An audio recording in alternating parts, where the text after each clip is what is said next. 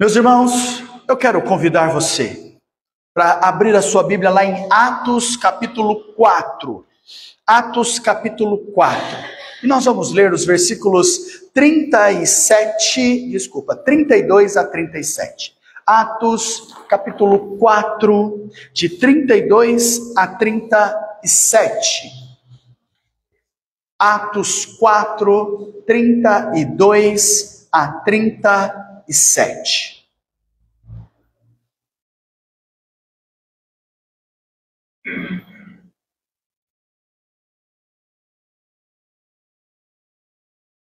Atos 4, 32 a 37. A palavra do Senhor, queridos, nos diz assim: da multidão dos que creram, era um coração e a alma. Ninguém considerava exclusivamente sua nenhuma das coisas que possuía, tudo, porém, lhes era comum.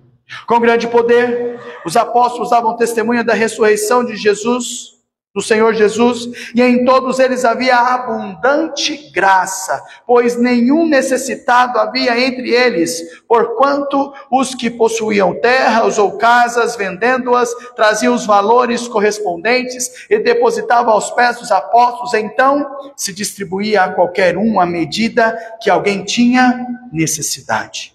José, a quem os apóstolos deram o sobrenome de Barnabé, que quer dizer filho da exortação, levita, natural de Chipre, como tivesse um campo, vendendo-o, trouxe o preço e o depositou aos pés dos apóstolos. Amém, irmãos?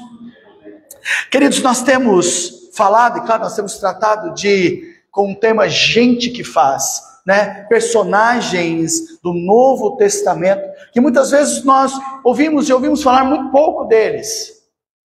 E nós estamos trazendo alguns personagens bíblicos dos quais nós estamos aprendendo, ouvindo falar um pouquinho mais deles, sabendo um pouquinho sobre as suas vidas. Hoje, queridos, como o nosso texto mesmo finaliza, nós estamos falando, ou vamos falar sobre Barnabé. Estamos olhando para Barnabé e vamos falar sobre Barnabé. Barnabé, que é o filho da exortação. Veja, queridos, José é o seu nome, colocado como Barnabé, tá certo? E veja, queridos, o que é que nós queremos aprender aqui com o exemplo de Barnabé. São os verdadeiros e os principais, realmente principais aí, valores da vida cristã. Então, quando nós olhamos para Barnabé, e o exemplo que Barnabé dá é sobre esses valores para a vida cristã. Queridos, Barnabé foi um dos personagens destacados da comunidade cristã primitiva. Ele era judeu, ele vinha de uma família de sacerdotes da tribo de Levi, e ele era natural de Chipre, uma ilha lá do Mediterrâneo. Você pode olhar Atos capítulo 9, versículo 36. Segundo o testemunho de Lucas, em Atos 11, 24, ele vai dizer que ele era homem bom, cheio do Espírito Santo e de fé. Certamente, queridos, na decorrência realmente disso, ele foi enviado de Jerusalém lá para Antioquia com um propósito, que era cuidar da igreja que ali estava recém-formada. Você pode olhar isso lá em Atos 11, versículo 22. De Antioquia, queridos, ele foi designado, junto com Paulo, para o quê? Para um novo empreendimento missionário, agora entre os gentios. Atos 13, de 1 a 3, nós vemos a primeira viagem missionária de Paulo, e nós vemos Barnabé junto. José Barnabé, poderemos dizer assim. Ok? O seu nome judeu, como nós dissemos, José. E para poder ressaltar, veja, uma característica peculiar, como é que os apóstolos vão chamar no nosso texto, versículo 36? Barnabé. Interpretado por Lucas como filho da exortação, filho da consolação. Veja, queridos, Barnabé, ele foi um tipo de consolador, um exortador, um paráclito. Essa é a expressão, que é chamado para o lado de outro com fim, com uma finalidade que é ajudá-lo. O que nós queremos destacar? Que Paráclitos é um título, por exemplo, queridos, que Jesus dá o Espírito Santo lá no Evangelho de João, dizendo que ele era o Paráclitos, ele era o outro Consolador, aquele que vinha para auxiliar, ajudar. Barnabé, queridos, como filho então da exortação, se coloca ao lado dos outros com uma finalidade, que é ajudá-los. Bom, e aí ele apresenta duas fortes marcas de Barnabé que nós queremos falar hoje. A primeira delas é a generosidade, a segunda delas, o discipulado. Como primeira, a marca aí da generosidade, Atos 4, versículos 32 ao 37. Essa é a marca, generosidade, uma das mais importantes daquelas que foram responsáveis por tornar a comunidade cristã primitiva, queridos, por exemplo, rigorosamente singular na sua época. Então nós olhamos aqui e vemos o quanto a comunidade, ela precisava ser o quê? Generosa. Ela precisava realmente olhar uns para com os outros. O que nós estamos falando? Nós estamos falando de exemplo. Nós estamos olhando para a narrativa de Lucas e vendo que ele, ao falar de Barnabé, ele apresenta que aquele indivíduo que se pôs ao lado, por exemplo, de necessitados. Por isso é uma pessoa generosa. Por isso a generosidade aqui como marca, aquele que se coloca ao lado. Tanto que Atos capítulo 4, versículo 37 diz assim, como tivesse um campo, vendendo, trouxe o preço, depositou aos pés dos discípulos. O que nós estamos vendo em Barnabé? Generosidade, refletida na nova comunidade, onde possui dois fundamentos básicos, tá? Ambos, propriedades essenciais de uma cultura que agora precisa ser internalizada, precisa ser assimilada, tá? Pela nova comunidade, que é a comunidade cristã. Primeira delas, queridos, a compreensão que dentro do princípio bíblico e cristão, todas as pessoas são iguais, a igualdade entre as pessoas. Veja, se ele está trabalhando aqui sobre esta igualdade entre todos, Paulo também está afirmando isso na sua doutrina. Onde? Gálatas capítulo 3, versículo 28. Gálatas 3, 28, ele diz: Dessarte, não pode haver judeu, nem grego, nem escravo, nem liberto, nem homem, nem mulher, porque todos sois um em Cristo Jesus. O que ele está dizendo? Olha, não existe pessoas maiores ou menores. Não existe pessoas melhores ou não tão grandes ou boas assim. Ele diz, diante do Senhor, Deus enxerga todo mundo igual. É isso que ele traz. O que ele está fazendo? Uma afirmação, está mostrando uma confirmação. E para nós, uma confirmação, queridos, no campo mais difícil das nossas vidas, a economia. Certa vez, queridos, um pastor muito sábio, ele traz, falando sobre a questão dos dízimos e ofertas, ele diz que a última coisa a se converter em uma pessoa é o bolso dela. Ele gosta de ir na igreja, ele gosta do bom e do melhor, ele gosta das recepções, ele entende todo o trabalho, todo o projeto missionário e evangelístico.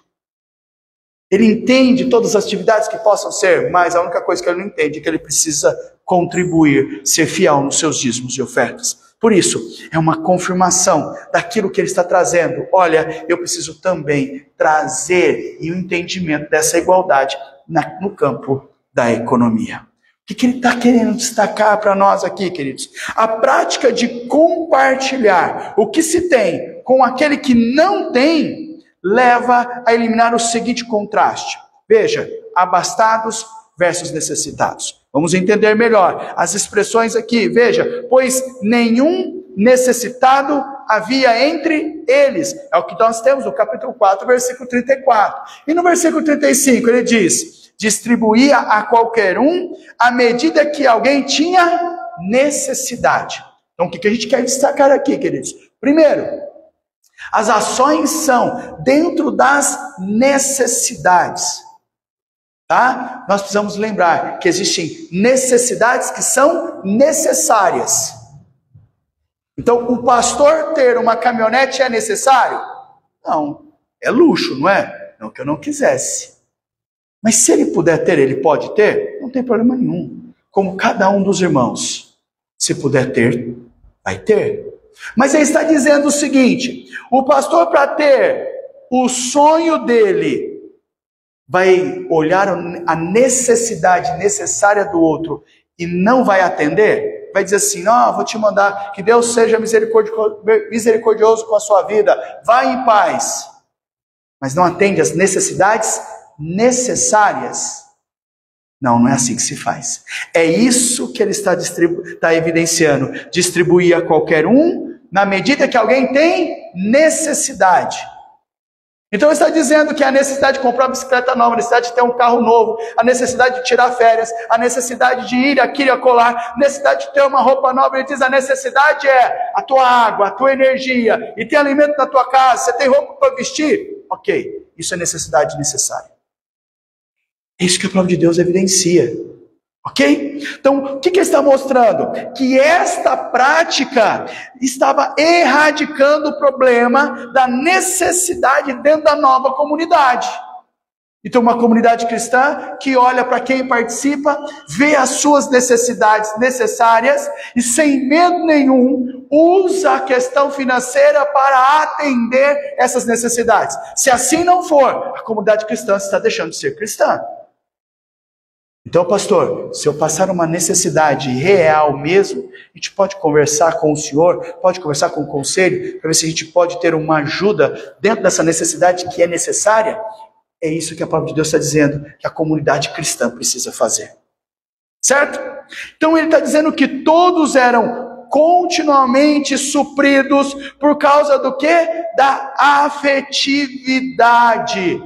Do amor um para com os outros, melhor, do amor cristão que tinham um para com os outros. Versículo 32 diz: da multidão dos que creram, era o que, queridos?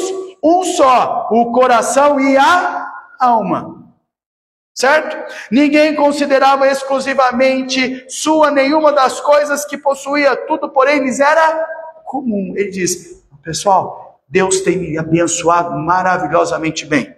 Eu tenho tido algumas ações, mas significa o quê? Que é só meu? Não, se eu tenho condições de ajudar, eu vou ajudar.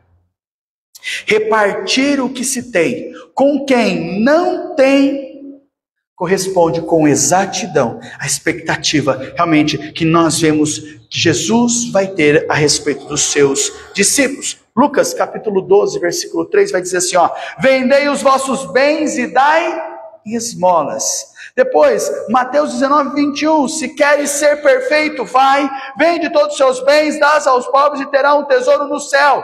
Depois vem e segue-me.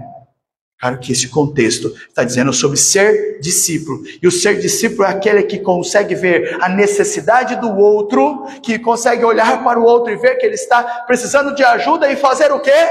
Diz, vai em paz, meu irmão, Deus cuide de você. Ele diz, vai lá e atende as necessidades que são necessárias daquele irmão. Lembre-se, necessidades necessárias. Ok? É isso que ele está expressando para nós. Corresponde a essa compreensão de mudança, de transformação. Queridos, compartilhar com os necessitados. Veja, é a evidência de que nós nos tornamos discípulos autênticos e verdadeiros do Senhor. Ah, pastor, é muito difícil. Ninguém está dizendo que é difícil. Desculpa, que é fácil. Nós estamos falando justamente que é difícil. Porque eu preciso ver necessidades, eu preciso abdicar, e por isso a ideia do texto de Mateus 19, 21 é, olha, quando você está com o Senhor, o alvo é o Senhor, o alvo é a eternidade, por isso você tem que fazer o quê? Uma autonegação. E as coisas do mundo, queridos, todo mundo sabe, que se o Senhor Jesus nos chamar agora, você não vai levar nada disso para o céu.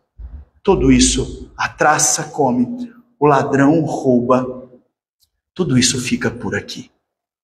Segunda coisa, queridos, que nós vemos e aprendemos realmente, e o caso de Barnabé quer chamar a nossa atenção, é com a grandeza dos homens, grandeza das pessoas. Veja só, repartir o que se tem com o que não tem, além de eliminar aquela necessidade é também um ato de valorização do ser humano. Queridos, eu estou valorizando aquele irmão, aquela irmã, aquela família que naquele momento está passando necessidade. Estou dizendo, olha, a sua vida e a vida da sua família é importante para mim. É importante para a nossa igreja. Por isso, o que nós estamos fazendo? Atendendo a sua necessidade. Suprindo a sua carência. Por quê? Porque amanhã a sua carência deixará de ser carência. Você vai crescer, você vai melhorar, você vai progredir e você vai ter condições de, assim como você foi auxiliado, auxiliar alguém. Então veja, a ideia é sejamos voluntários.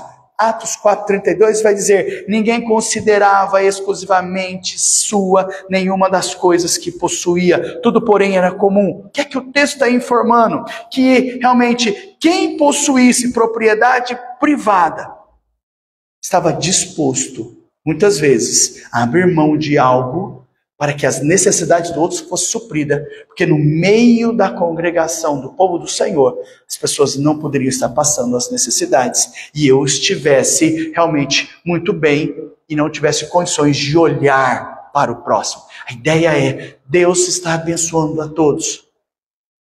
Deus está realmente sustentando todos. Veja, não é uns mais, outros menos, Deus está sustentando todos. Alguns vão ter mais, outros nem tanto.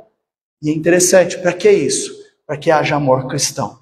Aquele que tem a melhor condição vai usar isso para abençoar vidas. E aí existe um exemplo, queridos. Um exemplo a não ser seguido.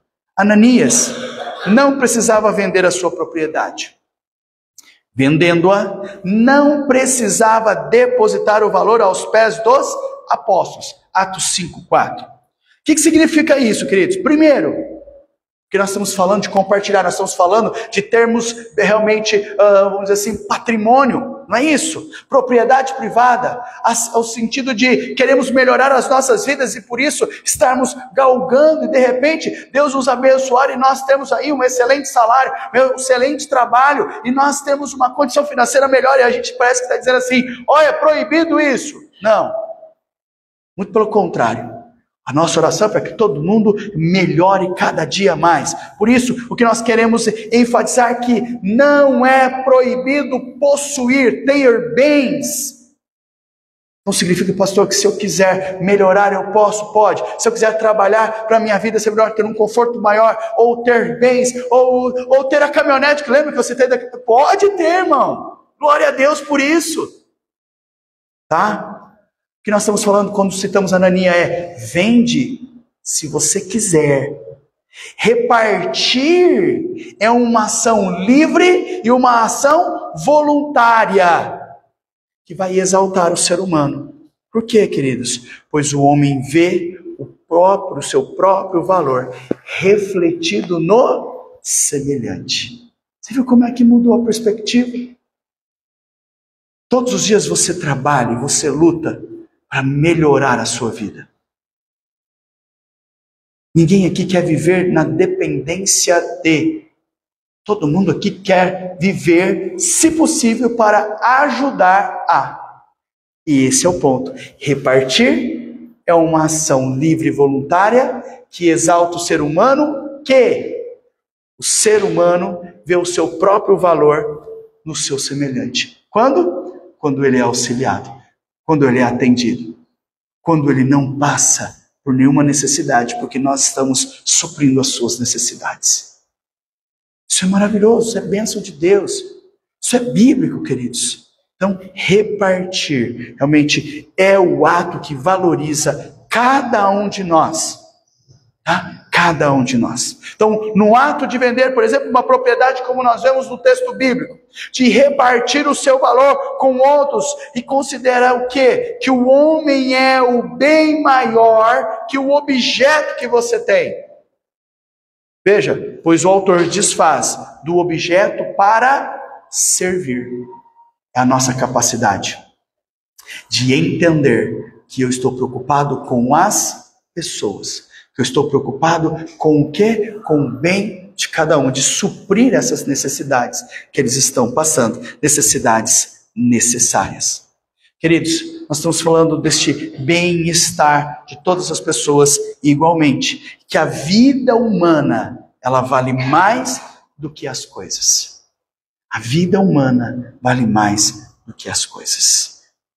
Segunda coisa, queridos, que nós temos que falar. Primeira, lembra que nós falamos sobre a questão da generosidade? A segunda coisa, segunda marca é do discipulador. Barnabé revelou-se o quê? Mestre.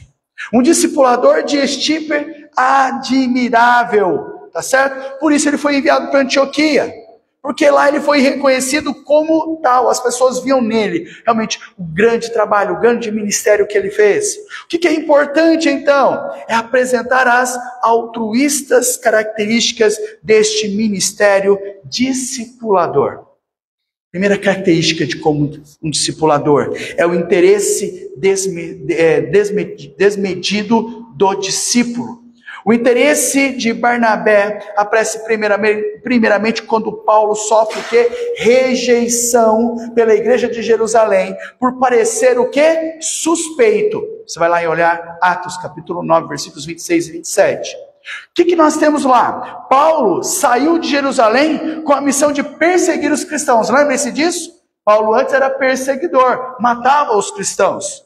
Okay? Após algum tempo, ele retornou fazendo o quê? Dizendo, olha, agora eu sou cristão e a minha missão é proclamar o evangelho. O pessoal olhou e disse assim, peraí, você veio aqui para me matar e agora você diz que é um de nós? Então veja, essa alegação foi interpretada como uma inicial estratégia de perseguição, uma nova estratégia de perseguição. Então Barnabé tomou então uma atitude o quê? Corajosa, uma atitude arriscada, colocou-se ao lado de Paulo como seu advogado, justificando diante do povo, dizendo, olha, ele é apóstolo do Senhor agora, proclamador do evangelho.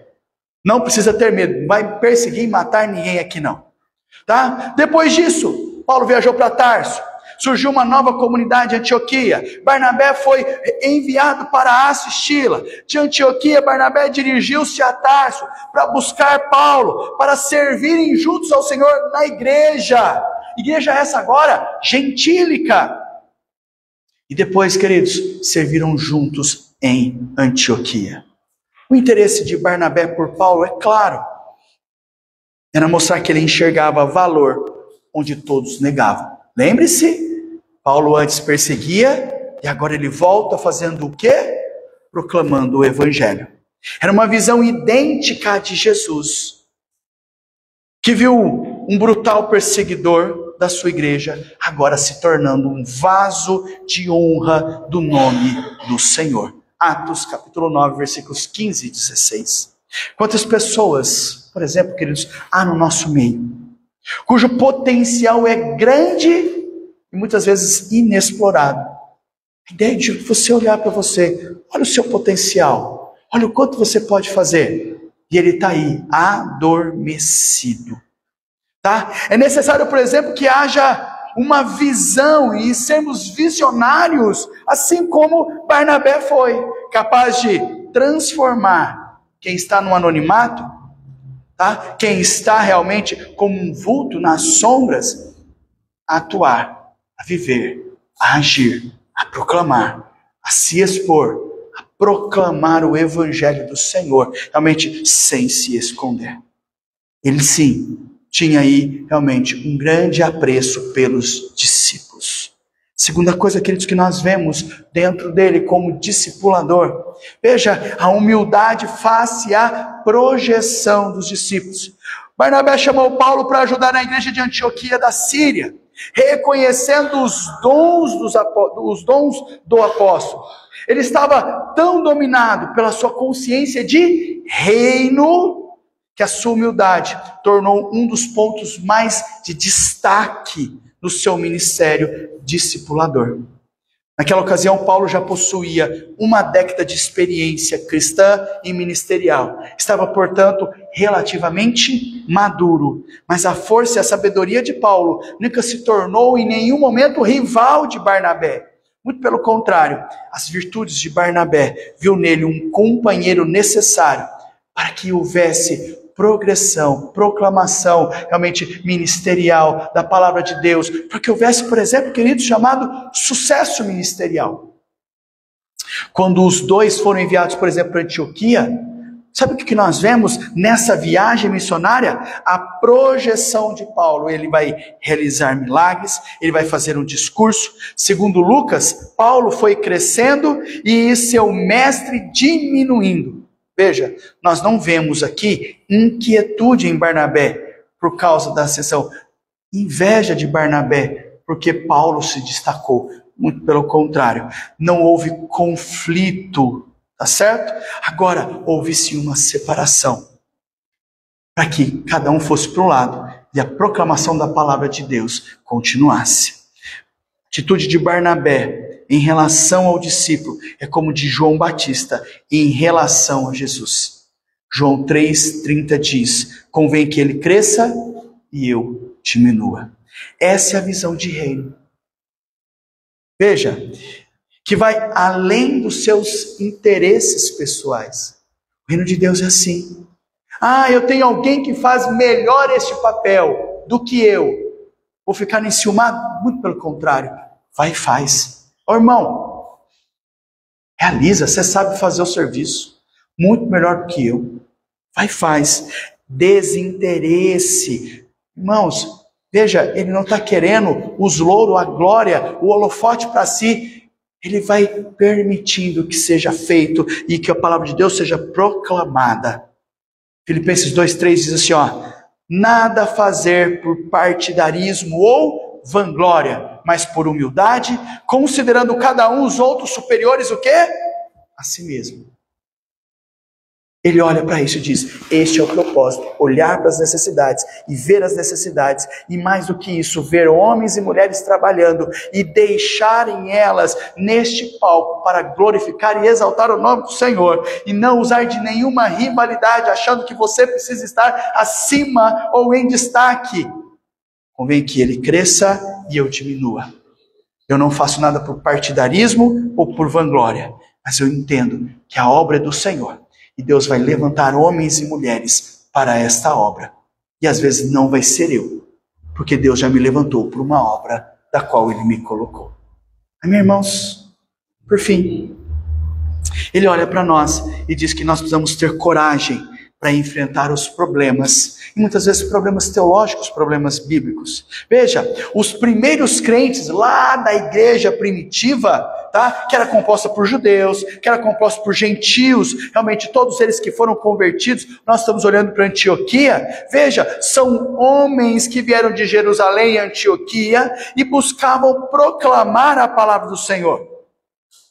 Só que o problema é que esses judeus queriam transformar aqueles irmãos novos em judaizantes. E o que é que nós vemos?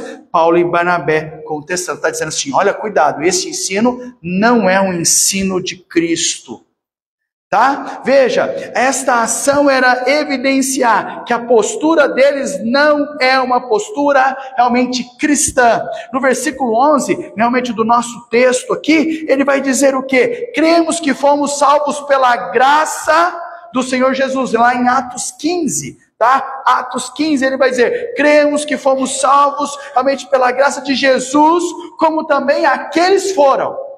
Bom, e por que ele está dizendo isso? Se eu fui pela graça de Deus, eu não tenho que trazer um sinal realmente ritualístico de determinado grupo para todos, porque é a graça que me salva, não uma marca, não há circuncisão, porque a circuncisão deixa de ser necessária para a salvação.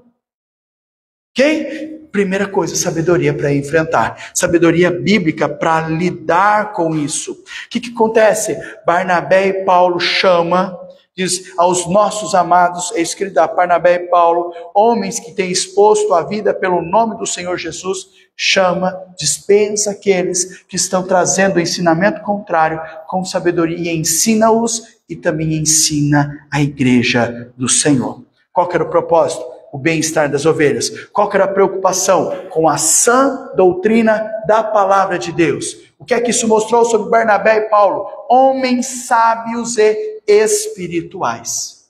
Quantas vezes, queridos, nos dias de hoje, o que nos falta é sabedoria.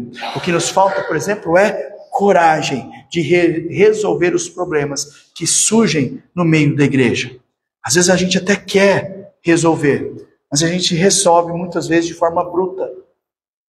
Barnabé e Paulo nos mostrou que a coragem de resolver os problemas precisa estar realmente abraçada de sabedoria divina e do amor de Deus em lidar com esses problemas. Por fim, persistência em fase de deficiência do discípulo. Barnabé e Paulo concluíram a primeira viagem missionária, planejando já uma segunda viagem. O fato é que Barnabé insistiu, por exemplo, em levar João Marcos. Atos 15, do versículo 36 ao 41, 37 expõe isso. Paulo resistiu fortemente com essa decisão, alegando o quê? Que João Marcos era um desertor, no versículo 38 de Atos 15. Paulo relembrou o episódio ocorrido lá em Perge da Panfícia, quando João Marcos abandonou durante a primeira viagem. Ambos se manteram irredutíveis nas suas opiniões. O ponto há de se separarem aí. Barnabé e João Marcos foram para um lado, Paulo e Silas foram para outro. Quem? João Marcos errou. Isso foi um fato. Okay? A reação de Paulo, porém, parece errada se nós considerarmos que ele diz anos depois sobre o rapaz, pois me é útil para o ministério, lá em 2 Timóteo, capítulo 4, versículo 11. Referindo a quem? A João Marcos. Olha, manda ele para mim, porque ele vai ser útil ao meu ministério. Então, quando a gente olha para esse momento, diz, poxa, por que Paulo fez isso? Ao rejeitar a companhia de Marcos, Paulo lhe negou uma segunda chance. Assim, Paulo quebrou a parceria, por exemplo, com o seu companheiro. Visto que, por causa dessa característica peculiar de ser consolador de Barnabé, ele não se negou a oferecer aqui uma nova oportunidade a quem havia tropeçado. Olha só que maravilha, queridos. Ele diz, Paulo, você já está maduro o suficiente, está caminhando, vai você e Silas para um lado. Mas agora João Marcos precisa de uma atenção. E nós vamos para o outro lado. Como Jesus Cristo, queridos, Barnabé não esmagou o caniço quebrado, não apagou a mecha que fumegava, Atos 12, 20. Exercer misericórdia é um princípio indiscutivelmente válido. E Barnabé fez justamente isso com Marcos. Pela misericórdia, queridos. Veja, Barnabé transformou um inútil, Atos 15, 38, em alguém muito útil para o ministério. 2 Timóteo 4:11. Nós vimos isso nas próprias palavras de Paulo. Olha, pois me é útil para o ministério. Olha só como que Deus é maravilhoso, queridos. Olha só como é que Deus é generoso e transformador, porque Ele pega as nossas vidas, homens e mulheres que não tinham utilidade nenhuma, e eles são transformados pelo poder de Deus, e às vezes Deus usa pessoas nas nossas vidas, para nos despertar, nos tornarmos úteis, para a honra e para a glória do nome de Deus. Concluindo, é por todas essas coisas que confere-se, por exemplo, a Barnabé o título que lhe foi atribuído pelos apóstolos de Filho da Exortação, Paráclitos. Sua aparição no Novo Testamento revela com absoluta clareza que Barnabé é da natureza de dispor a si para o crescimento do outro, com indivisível interesse, profunda humildade e incansável perseverança. Ele está olhando para o próximo e não para si mesmo. Também é da natureza dele se dispor às vezes o que ele tem, de repente até uma propriedade, para, por exemplo, olhar para o bem-estar dos outros, para considerá-lo como um igual, porque quando eu passar necessidade, eu também quero que as pessoas olhem para mim e atendam às minhas necessidades.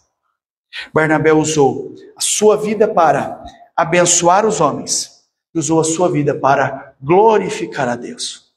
Assim, queridos, que eu e você hoje saímos daqui certos e usando e olhando para o exemplo de Barnabé, para que a gente possa imitar ele nessa postura de generosidade, nessa postura também, queridos, veja só, de sermos discipulador, para podermos realmente viver para a honra e glória do nome do Senhor, agindo de forma também a abençoar, discipular e amar a vida do próximo em Cristo Jesus. Amém, irmãos? Amém. Deus continue generoso as nossas vidas, sustentando e fortalecendo a cada um de nós, para que sejamos homens e mulheres de Deus, para a sua honra e para a sua glória. Queridos, vamos encerrar nosso culto de louvor e adoração ao Senhor. Vamos nos colocar em pé. Vamos orar ao Senhor e receber a bênção de Deus, encerrando assim o nosso culto. Vamos orar, irmãos. Grandioso Deus, muito obrigado por seu cuidado e seu amor. Obrigado por sustentar as nossas vidas e obrigado, Senhor Deus, pela tua palavra. Em abrir, Senhor Deus, as nossas mentes, em abrir, Senhor Deus, os nossos corações, a compreender que nós somos chamados ao Teu Evangelho, fomos chamados, Senhor Deus, a servir, fomos chamados, Senhor Deus, a amar o próximo, fomos chamados, Senhor Deus, a sermos despertados aos nossos dons e talentos em servir ao Senhor e à Tua igreja, para que ela cresça em espírito e em verdade, para que ela cresça numericamente, ó Pai, porque nós somos missionários do Senhor, proclamadores do Teu Evangelho. Desperta cada servo do Senhor aos seus dons e talentos. Desperta a cada povo do Senhor ao compromisso, ao comprometimento na sua obra, em não achar, Senhor Deus, que somos melhores, mas sim achar, Senhor Deus, que temos que servir e amar o próximo. Usa os teus servos, toca nos seus corações, limpa, Senhor Deus, perdoa-nos, ó Pai. E também visita, Senhor Deus, porque nós temos irmãos, nós temos queridos, nós temos amigos que estão enfrentando dores e dificuldades, que necessitam do Senhor. Põe a tua mão sobre cada vida e sobre cada coração. Atende, Senhor Deus, o clamor, ouça, Senhor Deus, as suas orações. Atenda, Senhor Deus, porque estão passando por aflições. Traga cura, traga tratamento, traga o remédio, dá paz, traz consolo aos seus corações. Obrigado, Senhor Deus, por estarmos na tua casa, estarmos juntos com os nossos irmãos. Nos dá uma boa noite de descanso, Senhor Deus, e uma boa semana, protegidos e amparados pelo Senhor. E assim, queridos, que a graça, o amor e a comunhão que há em Deus Pai, Deus Filho e Deus Espírito Santo, seja derramado sobre a sua vida, fortalecendo a sua fé e transformando-o sempre em servo útil para a honra e para a glória do nome do Senhor Jesus. Amém.